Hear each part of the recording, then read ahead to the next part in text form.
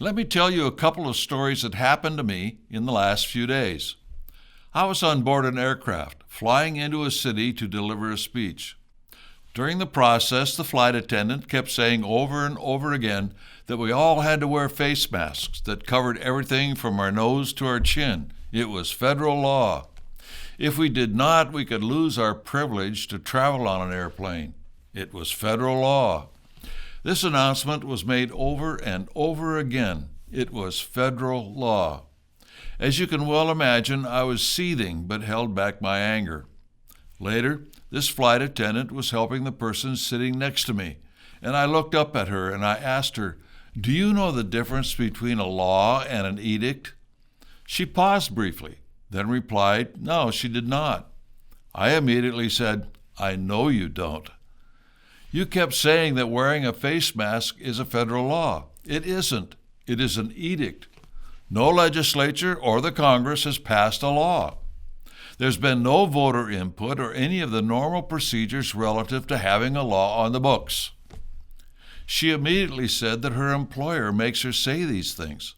I, of course, understood and said so, but it wasn't a law. A few minutes later, she came back to me and showed me the dialogue she's required to say to the passengers. I, of course, understood her dilemma and dropped the subject. The very next day, I boarded an airplane out of the city that I'd flown into, and she greeted me immediately by saying, "Welcome aboard," again. Somehow she was able to recognize me even with a face mask on.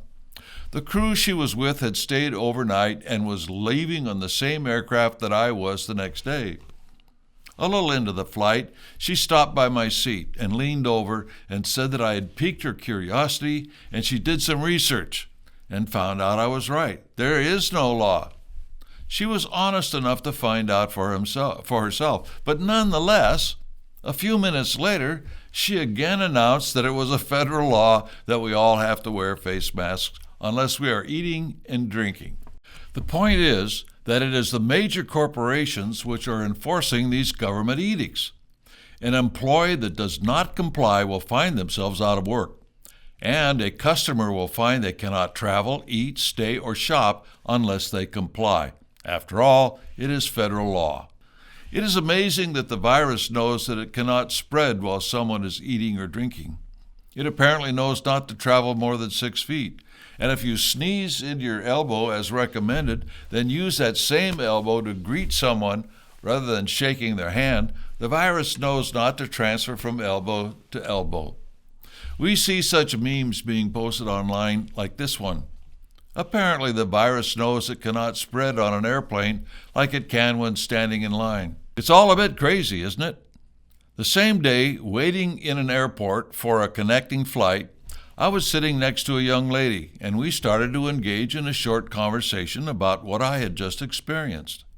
She turned the conversation into the problems she was having with the schools teaching things that she did not agree with.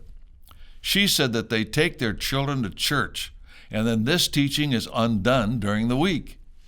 Then she said something which almost put me on the floor. She said, "They are not teaching children to read and understand the Constitution." Before I could chime in, her plane was announced for boarding and she left, but not before I hurriedly gave her the web address jbs.org. Upon arriving home, I received a phone call from a neighbor who had read my book and wanted another for his grandson. The grandson had attended the January 6th demonstration in Washington, D.C., and said that the riot was staged and that the actual demonstrators were peaceful. The grandfather said that his grandson was a conservative, but that he needed to learn more about what was really going on and he needed to read my book. I had just given a copy to the grandfather just before I left for my trip after overhearing him talking to another neighbor about the new rules by Biden. The point I'm making is that within a period of a couple of days, by my conversing with total strangers, I was able to influence them in varying degrees. Some I will be able to enlist into our epic undertaking. We should not be timid about our opinions and help people to better understand what's going on. Some will be a total loss. Others are ready to hear the truth, the whole truth, not something a little conservative. We have offered many suggestions for what to get people reading and watching, and they're all on our website, jbs.org. In addition, since the mainstream social media is becoming more and more censored, we recommend that you go to jbs.org for the most up-to-date social media links available. We'll be adding links to alternative social media sites like Rumble in the immediate future. These will keep changing as we work to stay ahead of the controls and censorship of all manner of information services. So to wrap things up, I encourage you to reach out. Maybe not touch someone since COVID is still around, but at least converse with them and get them to understand what is really going on, and then expand your local base of active people working together. The sooner, the better.